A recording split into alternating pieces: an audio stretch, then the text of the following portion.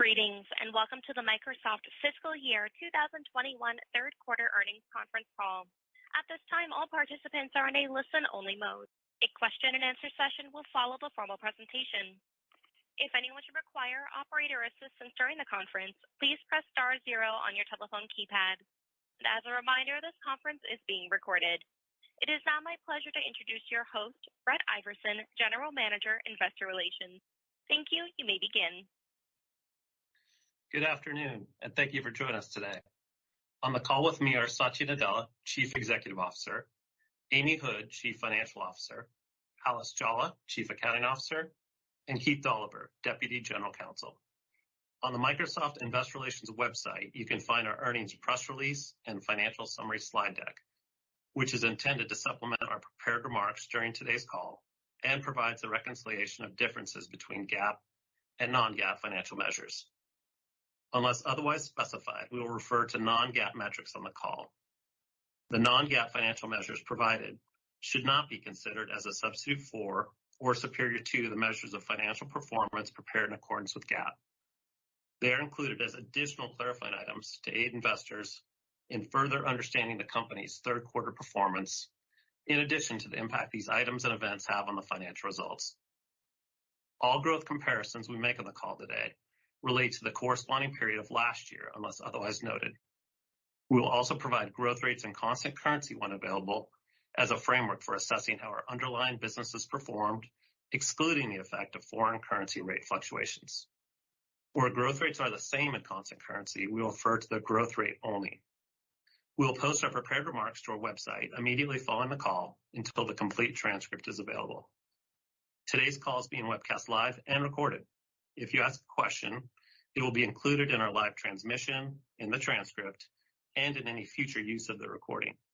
You can replay the call and view the transcript on the Microsoft Investor Relations website.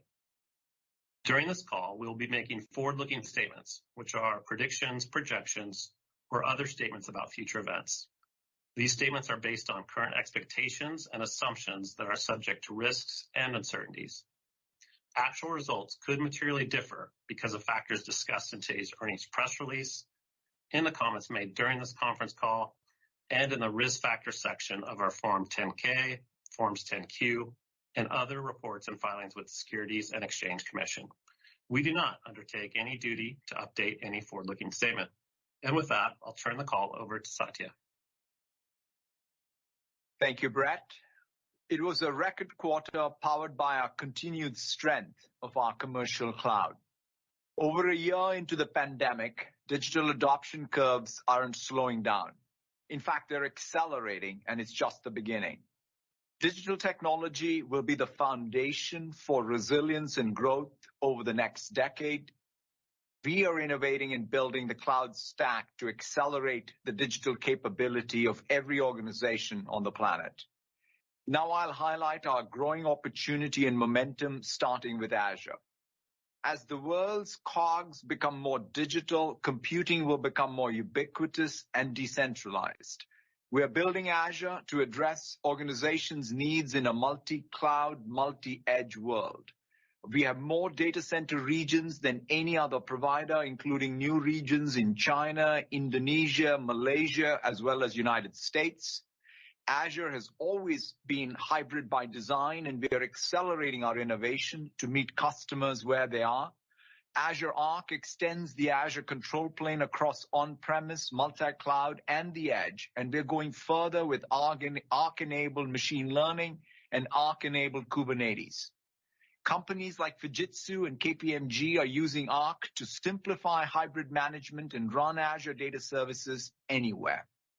Our differentiation across the cloud and the edge is driving deeper and more strategic partnerships with leading companies in every industry, from Total and Repsol in energy to Kaiser Permanente in healthcare and Amadeus in travel. Now to data and analytics. Core to the competitiveness of every company going forward will be their ability to turn data into predictive and analytical power. The next generation analytics service, Azure Synapse, accelerates time to insight by bringing together data integration, enterprise data warehousing, and big data analytics into one unified service. No other provider offers the limitless scale, price performance, and deep integrations of Synapse. With Spark integration, for example, organizations can handle large-scale data processing workloads. With Azure Machine Learning, they can build advanced AI models. With Power BI, anyone in the organization can access insights. We are seeing adoption from thousands of customers, including AB InBev, Dentsu, and Swiss Re. Queries performed using Synapse have increased 105% over the last quarter alone. We are leading in hyperscale SQL and non-SQL databases to support the increasing volume, variety, and velocity of data. Customers continue to choose Azure for their relational database workloads, with SQL Server on Azure VMs use up 129% year over year. And Cosmos DB is the database of choice for cloud-native app development at any scale. Transaction volume increased 170% year over year. Now on to developers. As every organization looks to build its own digital capability, they will need to modernize existing apps, build new apps, and have a standard way of doing both. We offer the most popular tools to help developers rapidly grow from idea to code and code to cloud. Visual Studio has more than 25 million monthly active users, and GitHub is home to nearly 65 million developers. Over the past 12 months, the number of monthly active organizations using GitHub increased 70%. In fact, some of the most groundbreaking technological achievements of the past year, including critical COVID-19 vaccine trials, as well as the first powered flight on Mars, were only possible because of the contributions of the open source communities on GitHub. At the PaaS layer, we are innovating to help developers infuse AI into the solutions they build. Large-scale AI models are becoming platforms, and we've seen dramatic advances in research and development by OpenAI, whose models are trained and hosted exclusively on Azure. GPT-3 is generating 4.5 billion words per day on average, with hundreds of apps in production across a range of industries. With Azure Cognitive Services, organizations can build applications that see, hear, speak, search, understand, and accelerate decision-making. New capabilities enable developers to add semantic search to their apps and help companies like AT&T, Duolingo, and Progressive build custom neural voices for their products. And we're going further with Azure Precept, a complete platform from silicon to service, which simplifies the process of developing, training, and deploying AI at the edge. As the virtual and physical worlds converge, the metaverse, comprised of digital twins, simulated environments, and mixed reality, is emerging as a first-class platform. We are leading and seeing traction across public and private sector. Bentley Systems is building a digital twin of the city of Dublin to reimagine urban planning using Azure Digital Twins, as well as Azure IoT. PepsiCo is simulating its manufacturing processes to improve product consistency using our autonomous systems platform. And from Airbus and Toyota to L'Oreal and Intel, customers in every industry are transcending space and addressing complex challenges using mixed reality. The U.S. Army, for example, will use HoloLens-based headset augmented with our cloud services. The new Microsoft Mesh builds on this momentum, allowing for holographic interactions with true presence in a natural way on any device. We're already seeing early adoption by Accenture, which is using Mesh to build immersive virtual office experiences. Power Platform is becoming the next generation business process automation and productivity suite for domain experts in all functions. We have taken a unique approach to what is an expansive and high growth TAM, bringing together robotic process automation, low-code, no-code tools, virtual agents, and business intelligence. Using Power Platform and any domain expert can automate a workflow, create an app, build a virtual agent, or analyze data, rapidly driving productivity gains across the organization through smart automation. Just like Office revolutionized productivity gains for knowledge workers, Power Platform will do the same for domain experts. All up, Power Platform is being used by nearly 16 million monthly active users, up 97% year over year.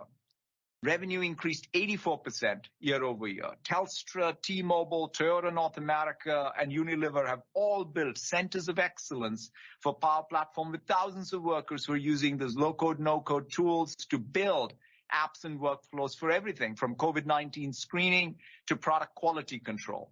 In robotic process automation, Coca-Cola saved months of development time by integrating Power Automate with legacy systems to automate shipment verification, payroll processing, and much more. And in analytics, Daimler chose Power BI to surface insights across the organization while maintaining the highest levels of security. Now on to business applications. Dynamics 365 had a breakthrough quarter as companies turn to intelligent business applications to adapt and grow. Revenue increased 45% as we continue to take share from competition. We are adding capabilities across Dynamics 365 to address organizations' most pressing challenges. New integrations with Teams make it simple to meet, chat, call, and collaborate directly within Dynamics 365. And new Dynamics 365 Intelligent Order Management helps companies support omni-channel fulfillment. We are seeing increased adoption of Dynamics 365 across every industry, from ABN AMRO in financial services to BMW in automotive. More broadly across the Microsoft Cloud, we are leading with industry and cross-industry solutions and expanding our investments to help organizations use our complete tech stack along with industry-specific customizations to improve time to value, increase agility, and lower costs. This quarter, we introduced new industry clouds for financial services, manufacturing, and nonprofits, building on the momentum of existing clouds for healthcare and retail. And our pending acquisition of Nuance will bring our solutions directly into the physician-patient loop, which is central to healthcare delivery. Now on to LinkedIn. We once again saw record engagement as LinkedIn's 756 million members use the network to connect, learn, create content, and find jobs. Conversations increased 43%, content share was up 29%, and the hours on LinkedIn increased by 80%. We are helping creators use LinkedIn to expand their economic opportunity. Thousands of expert instructors are monetizing their content on LinkedIn Learning. Freelancers can now attract clients with dedicated pages. And with the creator mode, members can build a following and engage communities. In a world facing a growing skills gap, we are helping employers create feedback loops between skills, learning, credentials, and jobs. 60% of the Fortune 500 use LinkedIn Learning to skill and upskill their employees. Nationwide Insurance, for example, is using LinkedIn Learning to provide personalized curriculum to 26,000 associates. And new tools bring together courses with skills assessments, helping companies like BlackRock, Gap, and TaskRabbit source job candidates based on proven proficiencies. Businesses continue to turn to LinkedIn as the trusted way to reach professionals ready to do business. LinkedIn Marketing Solutions revenue was up more than 60% year over year. Over the past 12 months, revenue has surpassed $3 billion and is growing nearly 3 times faster than the B2B digital advertising market. Now on to Microsoft 365 and Teams. Hybrid work will require a new operating model. That's why we built Teams as the organizing layer for all the ways people work, learn, and collaborate. Teams now has over 145 million daily active users, almost double the number a year ago. In markets where employees have returned to the workplace, including Australia, China, New Zealand, South Korea, and Taiwan, we have seen usage continue to grow. And the number of organizations with more than 1,000 users integrating their third-party and line of business applications with Teams has increased nearly 3x year over year. We're accelerating our innovation, adding more than 300 features over the past year, including more than 100 new capabilities so far in 2021. New inclusive meeting experience for hybrid work, including custom gallery views, enable anyone to be seen, heard, and participate, whether they are at home, in a meeting room, at an office, or on a factory floor. And customers like GM and Sanofi are using Teams for unified communications, including for voice. Teams is extending beyond communications, creating an entirely new category of modern collaborative applications as organizations use Power Platform to build custom apps, bots, and workflows within Teams. American Airlines, for example, highlighted in their earnings call the cost savings it's driving by using a Power App within Teams to help their frontline workers manage critical gate operations. Teams is transforming not only internal collaboration, but companies, how they do business. We added support for shared workspaces with people outside the organization, and we are seeing Teams used for everything from virtual retail showrooms and personal shopping to interactive webinars.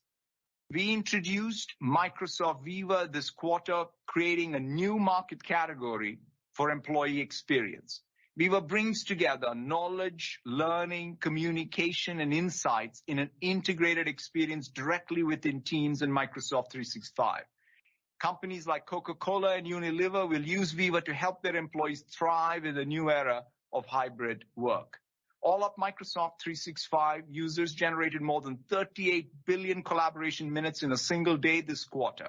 Office 365 now has nearly 300 million paid seats, and organizations across the private and public sector, like the City of Helsinki, Bosch Health, Stryker, are increasingly choosing our premium offerings for advanced security, compliance, voice, and analytics. People are turning to Windows PCs more than ever to stay connected, productive, and secure. Windows 10 now has more than 1.3 billion monthly active devices, and Microsoft 365 consumers surpassed 50 million subscribers for the first time. Now on to security. The threat landscape has never been more complex or challenging, and security has never been more critical to our customers. This is driving increased demand for our end-to-end capabilities across identity, security, compliance, and management, backed by cloud-scale AI and human expertise encompassing all clouds and all platforms. What differentiates us and drives customer value is the interconnection between identity, endpoint, apps, cloud data, and infrastructure across our cloud-native XDR and SIEM, all informed by our operational security posture, which analyzes more than 8 trillion signals each day. Our approach enables organizations to adopt a zero-trust architecture while also reducing the complexity, cost, and risk created by stitching together point solutions. That's why more than 400,000 customers use our offerings, including many of the world's most established firms like Boston Consulting Group, HCA Healthcare, Lowe's, and UBS. And Signal is using Azure Confidential Computing to protect the data in use for its millions of customers. We're going further to help protect organizations. We're delivering on our ambition to eliminate passwords, introducing passwordless sign-in to Azure AD. Our Azure AD paid customer base has more than doubled year over year to over 300,000. New capabilities in Microsoft 365 Defender help organizations better understand, prevent, and mitigate active threats. Defender has blocked 30 billion threats on email and nearly 7 billion on endpoints over the past 12 months alone. And our compliance manager now offers more than 300 out-of-the-box assessments for regulations such as GDPR. Now on to gaming. We're expanding our opportunity as we help both gamers and creators play, connect, and build across communities on any device. People are turning to Xbox more than ever to play and chat with friends, and we saw record engagement this quarter led by the strength on and off console. With Game Pass, we're redefining how games are distributed, played, and viewed. Just last week, we added cloud gaming via the browser, expanding our reach across PC and mobile. Content is the flywheel behind the service's growth, and upon the closing of our acquisition of ZeniMax Media this quarter, we made 20 of the world's most iconic and beloved games accessible via Game Pass, with more to come. As games evolve into metaverse economies, we are building new tools to help anyone sell creations on our platform. Minecraft has nearly 140 million monthly active users, up 30% year over year, making it one of the leading platforms in the creator economy. Creators have generated over 350 million From more than 1 billion downloads of mods, add-ons, and other experiences in Minecraft, this is not counting and including activity outside of our marketplace. We're also seeing a vibrant marketplace emerge in Flight Simulator, with partners now able to sell content directly within the game. In closing, we're innovating across the entire tech stack as we differentiate and lead in areas that will be critical to the success of every customer going forward. I'm optimistic about our opportunity ahead. With that, I'll hand it over to Amy, who will cover our financial results in detail and share our outlook, and I look forward to rejoining you for questions. Thank you, Satya, and good afternoon, everyone. My comments today reflect the impact of the ZeniMax acquisition for approximately 3 weeks this quarter, as well as in our outlook. There is no impact from the Nuance acquisition that is expected to close by the end of the calendar year. Our third quarter revenue was $41.7 billion, up 19% and 16% in constant currency, and earnings per share was $1.95, an increase 39% and 34% in constant currency when adjusted for the tax benefit related to the recent India Supreme Court decision on withholding taxes. Many trends across industries, customer segments, and geographical markets continued to improve, which, coupled with strong execution by our sales and partner teams, drove another quarter of double-digit top and bottom line growth. In our commercial business, accelerating digital transformation enabled by our unique Microsoft Cloud value drove healthy demand for our hybrid and cloud offerings. Strong Azure consumption, increased platform commitments, and higher usage of Teams, Power Platform, and our security offerings were key beneficiaries. Within our small and medium business customer segment, continued improvement in cloud purchasing trends more than offset transactional licensing weakness. And in LinkedIn's Talent Solutions business, annual contracts and job postings improved with the job market. In our consumer business, Windows OEM and Microsoft 365 consumer subscriptions benefited from a much stronger than expected PC market, despite significant ongoing constraints in the supply chain. Improvement in the advertising market again benefited our search and LinkedIn businesses. And in gaming, we continued to see record engagement and strong monetization across our platform, as well as demand that significantly exceeded supply for our Xbox Series X and S consoles. Moving to our overall results. Commercial bookings growth was ahead of expectations, increasing 39% and 38% in constant currency on a growing expiration base and low prior year comparable. Growth was driven by consistent execution across our core annuity sales motions and an increase in the number of larger, long-term Azure contracts. As a result, commercial remaining performance obligation increased 31% and 32% in constant currency to $117 billion, with a roughly equivalent split between the revenue that will be recognized within and the portion beyond the next 12 months. And our annuity mix increased 2 points year over year to 94%. Commercial cloud revenue, also better than expected, grew 33% and 29% in constant currency to $17.7 billion. Commercial cloud gross margin percentage expanded 3 points year over year to 70%, driven by the change in accounting estimate for the useful life of server and network equipment assets. Excluding this impact, commercial cloud gross margin percentage was up slightly, with improvement in Azure gross margin mostly offset by sales mix shift to Azure. With the weaker US dollar, FX increased revenue growth by approximately 3 points, about a point more favorable than anticipated.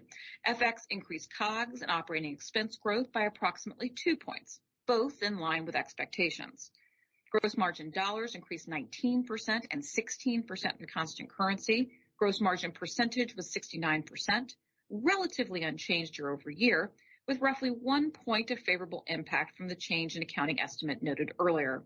Excluding this impact, company gross margin percentage was down, driven by strong revenue growth in cloud and gaming that resulted in sales mix shift. Operating expense increased 5% and 3% in constant currency, lower than anticipated, primarily driven by investments that shifted to future quarters. Overall, company headcount grew again this quarter, up 12% year over year, reflecting our focused investments across key areas like cloud engineering, sales, and customer deployment. Year-over-year growth in operating expense includes roughly 2 points of impact from continued COVID-related savings. Operating income increased 31% and 27% in constant currency, and operating margins expanded 4 points year over year to 41%, including nearly 2 points of favorable impact from the change in accounting estimate and roughly 1 point of favorable impact from COVID-related savings. Now to our segment results. Revenue from productivity and business processes was $13.6 billion and grew 15% and 12% in constant currency, primarily driven by Office 365 and LinkedIn. Office commercial revenue grew 14% and 10% in constant currency. Office 365 commercial revenue grew 22% and 19% in constant currency, again driven by installed base expansion across all workloads and customer segments, as well as higher ARPU. Demand for our high-value security, compliance, and voice offerings drove strong momentum in E5 again this quarter.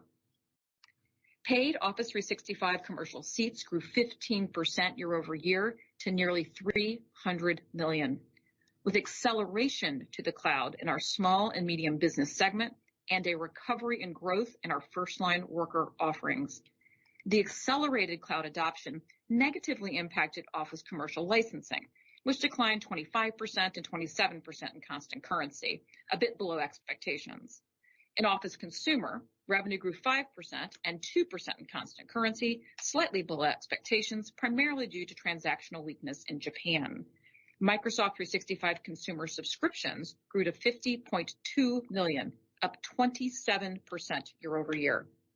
Dynamics revenue grew 26% and 22% in constant currency, better than expected, driven by Dynamics 365 revenue growth accelerating to 45% and 40% in constant currency, with particular strength in Power Apps and our finance and operations offering.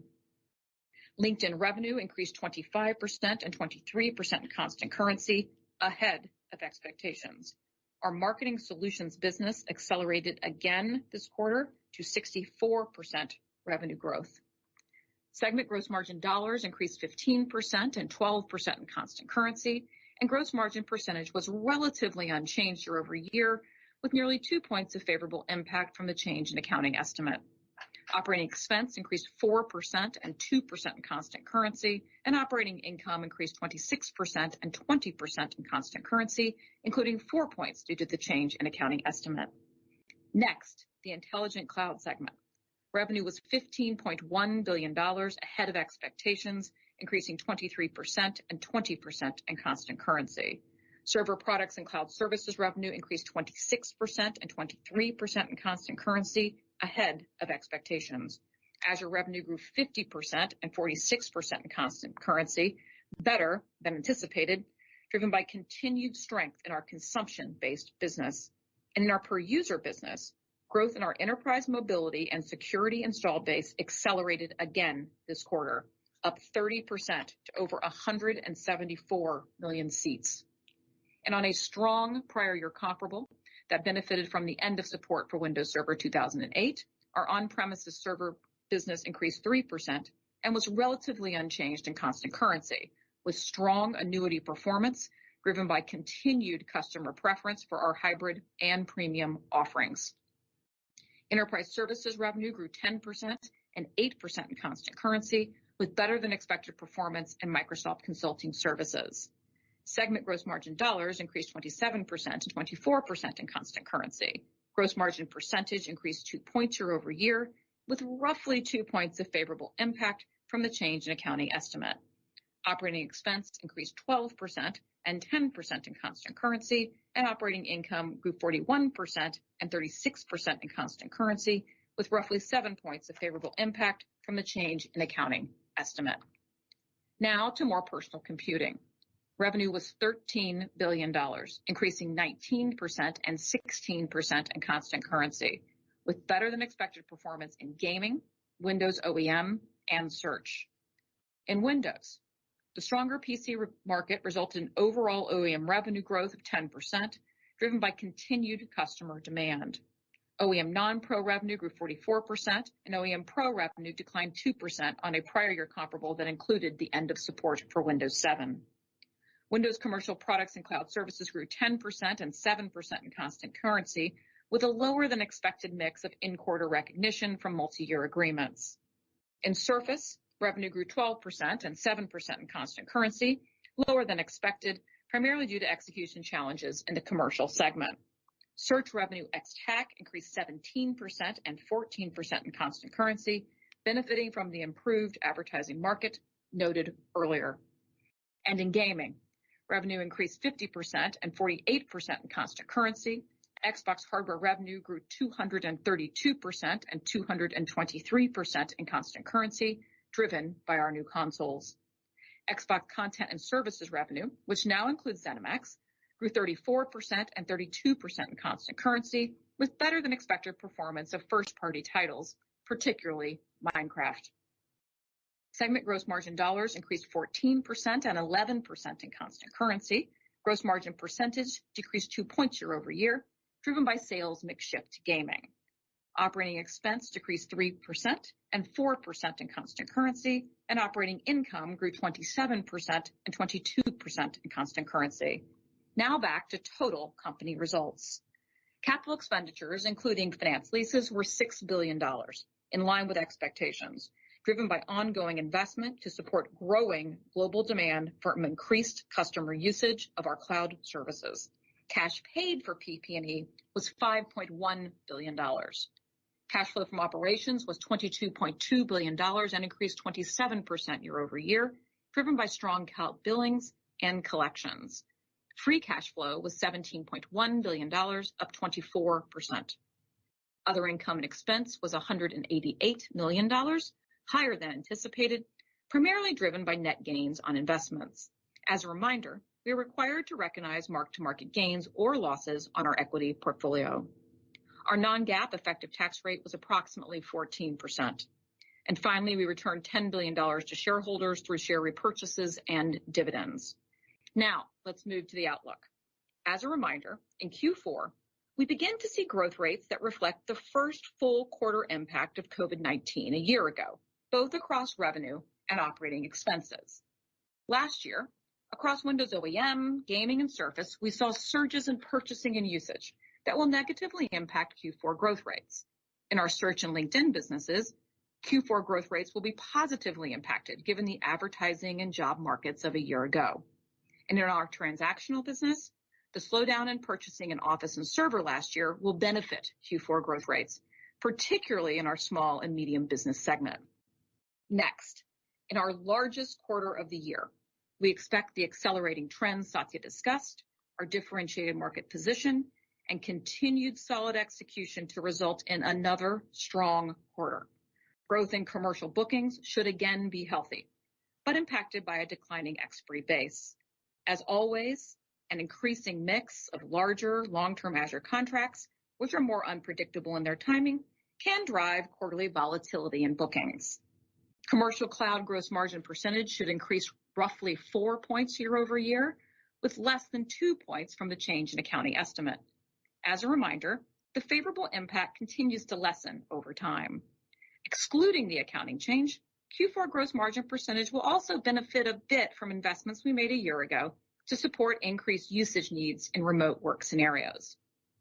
Longer term, commercial cloud gross margin percentage will continue to be impacted by revenue mix shift to Azure, increased usage of our productivity and collab solutions, and ongoing strategic investments to support our customers' success. In capital expenditures, we expect a sequential increase on a dollar basis as we continue to invest to meet growing global demand for our cloud services. Now to FX. Based on current rates, we expect FX to increase total company, productivity and business processes, and intelligent cloud revenue growth by approximately 3 points, more personal computing revenue and total operating expense growth by approximately 2 points, and COGS growth by approximately 1 point. Next, to the segment guidance. In productivity and business processes, we expect revenue between $13.8 and $14.05 billion. In Office Commercial, revenue growth will again be driven by Office 365, with healthy seat growth and upsell opportunity to E5. In our on-premises business, we expect revenue to decline in the high teens, consistent with the ongoing customer shift to the cloud. In Office Consumer, we expect mid to high teens revenue growth, driven by continued momentum in Microsoft 365 consumer subscriptions against a low prior year comparable impacted by the transactional purchasing weakness noted earlier. In LinkedIn, we expect revenue growth in the mid 30% range, driven by continued strong engagement on the platform and improvements in the advertising and job markets. And in Dynamics, continued momentum in Dynamics 365 will drive revenue growth similar to last quarter. For Intelligent Cloud, we expect revenue between $16.2 and $16.45 billion. In Azure, revenue will again be driven by strong growth in our consumption-based business, and our per-user business should continue to benefit from Microsoft 365 suite momentum, though we expect some moderation in growth rates given the size of the install base. In our on-premises server business, we expect revenue growth in the mid-single digits, driven by continued demand for our hybrid and premium annuity offerings against a low prior year comparable in the transactional purchasing noted earlier. And in enterprise services, revenue growth should be roughly in line with last quarter. In more personal computing, we expect revenue between $13.6 and $14 billion. In Windows, overall revenue should grow mid-single digits, driven by Windows commercial products and cloud services growth and continued demand for PCs, partially offset by ongoing supply chain impacts and the comparable noted earlier. In Surface, on a strong prior year comparable, we expect revenue to decline in the mid-teens as we work through the supply chain and execute on challenges noted earlier.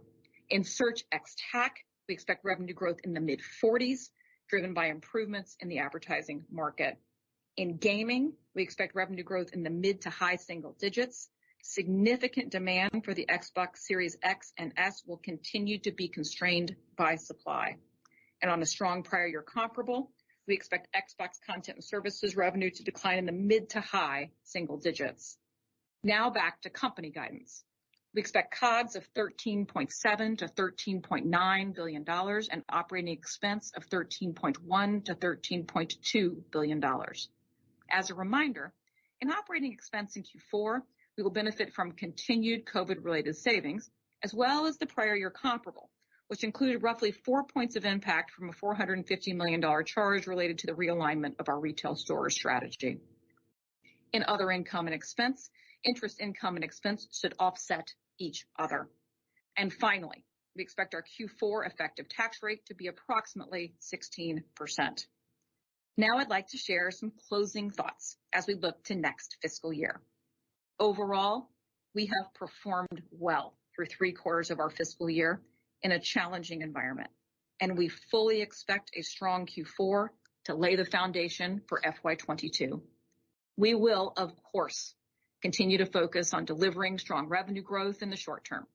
But even more importantly, this year has reinforced the critical importance of investing boldly to capture the significant list of opportunities ahead of us.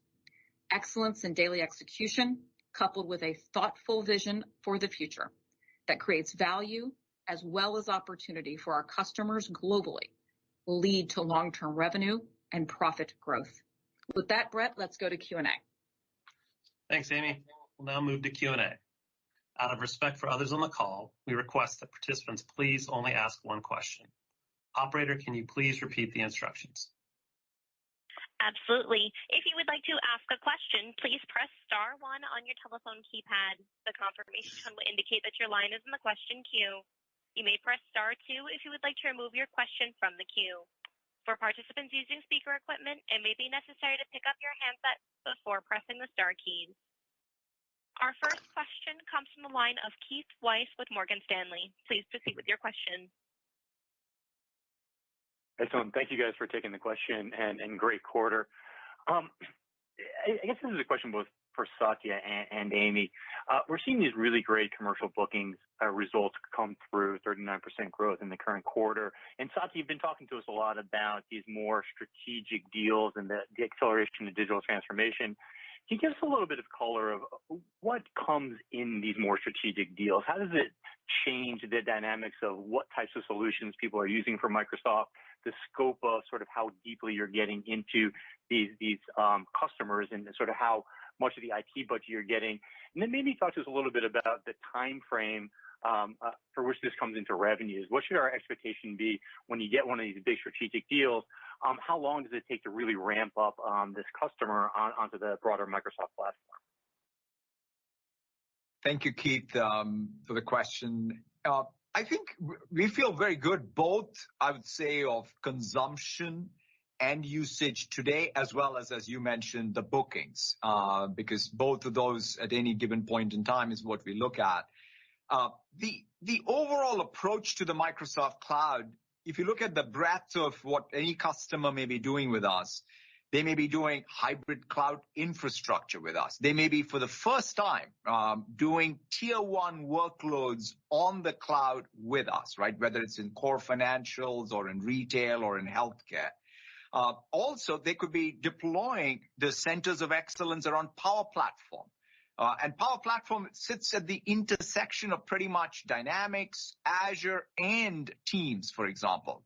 And of course, we're seeing the growth of Teams, and Teams, as I've always maintained, is not just about one thing. It's not about just meetings, or it's not about just chat, but most importantly, it's a platform that drives, in fact, line of business and business application termination inside of a collaboration workflow. And so that's what we're seeing. And then the other thing I would say that we're now seeing is also that industry level differentiation of the all-up Microsoft Cloud. So whether it's in retail, whether it's in healthcare or in financial services, we feel that we now can bring the power of the entire cloud together in a much more strategic way. And maybe just to build on what Satya was saying, Keith, if you think about bookings or the remaining performance obligation, what I tend to think of is when you hear those words, I think often we pivot toward these Azure contracts we talk a lot about because they create some volatility. But really the foundation for these long-term strategic contracts is the Microsoft Cloud holistically. So what you'll see is not just Office 365, but the suite of Microsoft 365. You'll see higher level additions of security or compliance workloads. You'll see Dynamics 365 as a pillar with Power Platform, because they're spanning end-to-end industry solutions to combine it back to what Satya's saying. So you see it add a good bookings number, which is fundamentally about, do you renew what's up for renewal? Do you add workloads? Do you add users? And does it have a component of an Azure commitment? All of those things together are what creates this change. And if you look at remaining performance obligation, you see there's a good bit of it that's going to be recognized in the next 12 months and another equally balanced portion that's beyond that. So it's not all long term. This transition happens quickly, usage builds, it's both per user, it's also per workload, and it's consumptive based. So it's really a more holistic view that I would have people take as opposed to thinking about an Azure contract that's long dated. Outstanding. Thank you, guys. Steve. Operator, next question, please. Thank you. The next question is from the line of Brent Thill with Jefferies. Please proceed with your question. Thanks. Satya, on healthcare, if you could just frame your aspirations long term, where you'd like to be in this industry, and if you could just comment on where you still think the lowest hanging fruit is as it relates to the opportunity set, specifically, building on the Nuance acquisition. Sure, Brent. Thanks for the question. When I look at the industry cloud opportunities, we think of healthcare as a very critical opportunity for us and a huge and expansive addressable market. If you think about as a percentage of GDP, obviously healthcare is significant. And fundamentally, when I think about the provider market in particular, digital tech is going to play a huge role for every provider to do the things that they care the most about, which is improve the patient outcomes and reduce costs and reduce the burden on the physicians. So that's where the Nuance acquisition is a great fit for us. We've been partnered with them. It also enhances our platform approach, Brent. What we have always done is gone into an industry with a platform and an ecosystem approach. For example, with Nuance, they've done a fantastic job of taking what's perhaps the most defining technology of our times, which is AI, and applying it to healthcare, which is the most important application space. And And they've done that again by really partnering deeply with EMR systems and the rest of the healthcare ecosystem, ultimately to benefit the providers. And so we're really looking forward to that acquisition closing, and we're already partnered with them in our cloud, but this allows us to take that and integrate more deeply with what we're doing with Teams and some of our AI capabilities even more deeply. And we think we can add a significant amount of value, both to our partners in the healthcare ecosystem, as well as, most importantly, to the providers. Thank you. Thanks, Brent. Operator, next question, please. Thank you. Our next question is from Mark Mordler with Bernstein Research. Please proceed with your question. Thank you very much. And again, congratulations on the quarter and how well the company is executing. I'd like to change gear a little bit and drill in a bit on the Dynamics 365 business. Frankly, were this part of any other company or even a standalone business, it would be such a center of enthusiasm by investors given how fast it's grown. Satya, when you said Dynamics 365 is taking share from competitors, are you talking about ERP or CRM, or is it both, or is it something different? And what are the key drivers of that strength and growth, and how sustainable do you believe that is? Thank you. Thanks so much for the question, Mark. And first of all, we're very, very excited about what's happening again with Dynamics 365. And when you asked where is the share coming and where's the growth coming, it's coming from all those categories. But the most interesting thing is, as somebody wants to deploy even an omni-channel solution, for example, in a world where what's physical and what is digital need to come together unlike anything before, because the pandemic is bringing about such structural change. You need both that federated inventory management, distributed inventory management system I referenced in my remarks, and you need the customer insights product that is probably one of the fastest growing modules, which is that 360-degree view on customers and customer engagement. And then including the supply chain. So bottom line is that basically every customer is looking to digitize and bring together the data silos, in fact, silos of CRM and ERP systems. And that's probably one of the most interesting things we've observed is it's not about replacing even an existing ERP or an existing CRM. It's about buying Dynamics and helping them bridge even some of the disparate CRM and ERP systems they may have. So we do see this as a huge opportunity as the world modernizes and puts in a complete next generation, more proactive versus reactive business systems. And that's what Dynamics has been architected for. So I feel like coming out of this pandemic and the architecture and all the hard work the team's done over multiple years now positions us very well. Thank you. I much appreciate it. Thanks, Mark. Operator, next question, please. Thank you. The next question is from Karl Keirstead with UBS. Please proceed with your question. Thanks. Question for Amy on OPEX. Amy, the OPEX growth has been extraordinarily low the last several quarters. The growth rate looks like it's going to inch up a little bit in the June quarter, but you mentioned the investments are shifting to future quarters. You probably don't want to give too much on fiscal 22, but I'm just wondering whether we should extrapolate that into thinking that OPEX growth in fiscal 22 should get back to the pre-COVID levels of plus 10%. And if you don't want to be that specific, maybe you could just help us outline some of the variables we should keep in mind as we model that line item post-COVID recovery in fiscal 22. Thank you. Thanks, Carl.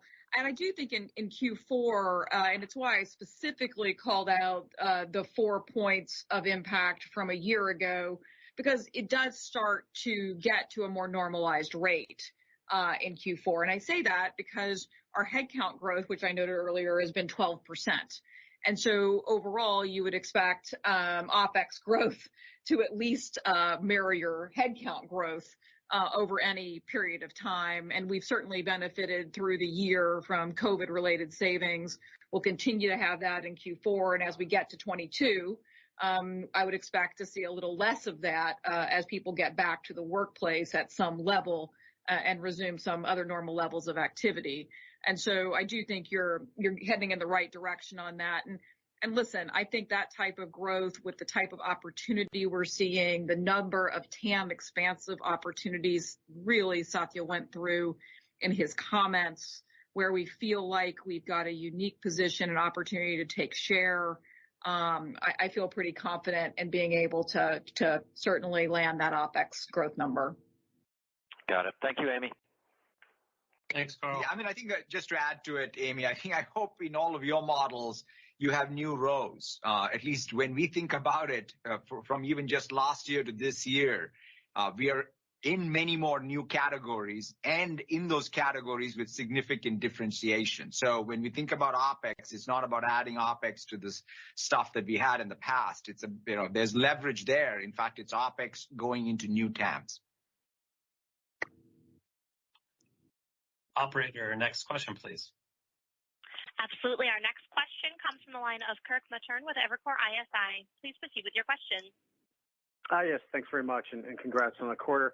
Satya, I was wondering if you could just talk a little bit more about Viva. I realize it's early days on that, but just the kind of feedback you're getting on that product, and how do you see that sort of fitting in? There seem to be some nice adjacencies with Dynamics, with Office 365. So I was just kind of curious if you could give us a little bit of a hint on how it's going and sort of your excitement level about it over the next quarter, next couple of years. Thanks.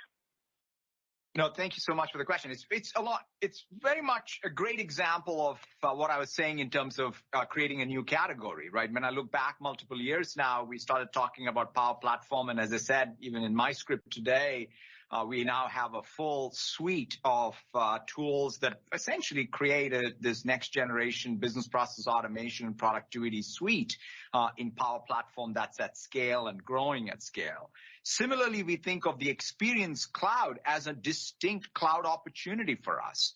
It brings together, even today, what have been disparate tools, whether it's the knowledge mining and management systems in an enterprise, connecting it to learning systems, and ultimately the employee experience and communication system. So it obviously has massive adjacencies to what we're doing with Microsoft 365 and Office 365, in particular Teams. But it also, to your point, connects up with line of business systems, HRM systems, and all of the other things we do in Dynamics, as well as other third-party SaaS applications. So it's very early days, and so we'll take the same approach we've taken, whether it's in security, whether it's in Power Platform, whether it's in Dynamics, and many other places where you've seen us grow substantial new businesses, essentially, as part of Microsoft Cloud. But we're very excited about what this opportunity represents. Thank you. Thanks, Kurt. Operator, next question, please.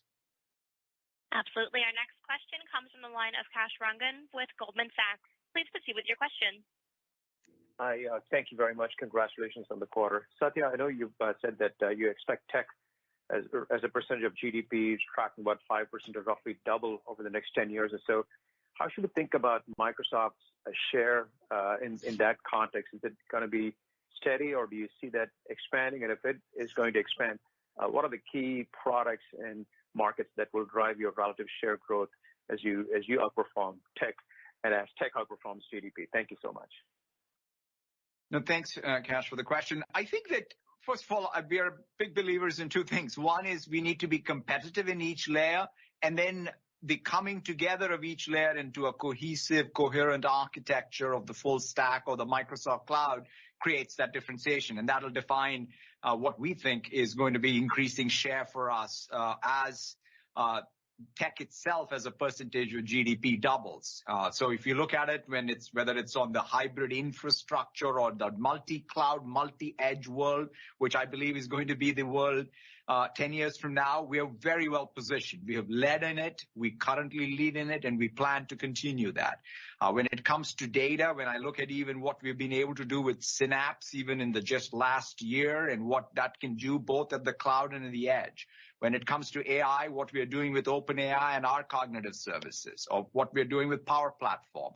Developer SaaS, one of the most exciting things, again, that I believe is the next 10 years is going to be about developers and the digital capability in every enterprise. And we are the leaders there, right? When you think about VS Code as well as GitHub. And then, of course, all of the things that we're doing with Microsoft 365 and Dynamics on the industry side. So ultimately, we don't take anything for granted. But that said, we're well positioned for what is expansive TAM and with competitive differentiation both in the individual layers of the stack as well as the cohesiveness of the stack itself. Got it. Thank you so much. That just sounds like a share gain story. Thank you so much. Appreciate it. Thanks, Kash. Operator, next question, please. Our next question comes from Greg Moskowitz with Mizuho. Please proceed with your question. Okay, very much for taking the question. Satya, in your prepared remarks, you spoke about an increase in verticalization of Azure. Can we double click on that a bit more? How much incremental opportunity do you see in industries like financials, like manufacturing, and are there other verticals that may make sense to more actively pursue over time as well? Thank you for the question. We absolutely think that ultimately customers are looking to increase their time to value, lower cost, and improve agility. So being able to customize these workflows to come up with industry schemas, because when you think about increased digitization and workflow automation, it does take that next level of schematization of what is perhaps today not digital inside an industry. And so therefore, what we do by stitching together, coming together of even Microsoft 365 Teams, Power Platform with certain workflows, with data inside of Azure, as well as Dynamics, that absolutely improves the ability for any customer in any one of these industries to improve their time to value. So yes, it is going to both help us with adoption rates increase, the speed with which it increases, and it also differentiates us. And we'll continue to look. And one of the other things that we're doing is it's not just one industry at a time, it's also the cross-industry workflows. So we absolutely believe that that we already talk about not just any individual part of our cloud. We talk about only one thing. It's called the Microsoft Cloud. And now we're increasingly talking about Microsoft Cloud by industry and cross-industry. Very helpful. Thank you. Thanks, Greg. Operator, we have time for one last question. Our final question will come from the line of Raimo Lenschow with Barclays. Please proceed with your question. Hey, thanks for squeezing me in. I wanted to ask about security and what we see in terms of change of the industry and how Microsoft is kind of fit in there, where obviously in the last quarter that was kind of a big topic. Can you talk a little bit about what you see in terms of customers realizing the broadened offering from Microsoft and how the cloud is playing a changing role there? Thank you. No, thank you for the question. Obviously, security is a super important topic for every customer, every board, every executive team. And the fundamental approach we have is how do we ensure that every customer has implemented a zero trust architecture, right? That's the name of the game, which is how can Microsoft, through our participation in the security industry, accelerate essentially the cyber defense of the entire digital sector and beyond. And so to me, what we have done is taken a pretty unique approach of bringing identity, endpoint, application, infrastructure all together with XDR and SIEM, which is cloud native. That's pretty unique because we really don't let the seams get in the way. We make sure that any customer who is able to sort of deploy these systems together has more defense in depth, but also the aggregate data to be able to detect and respond to any intrusion, because that's sort of the key posture.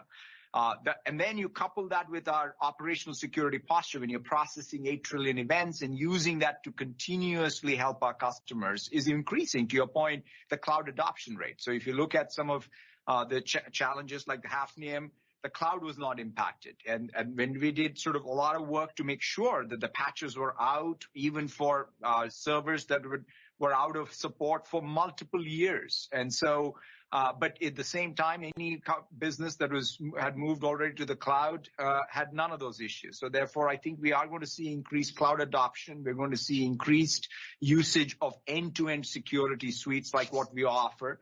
And most importantly, great hygiene and great operational security posture all the time with zero trust architecture. Thank you. Thanks, Raimo. That wraps up the Q&A portion of today's earnings call. Thank you for joining us today, and we look forward to speaking with all of you soon. Thank you all. Thank you. Ladies and gentlemen, this concludes today's conference. Thank you for your participation, and you may disconnect your lines at this time.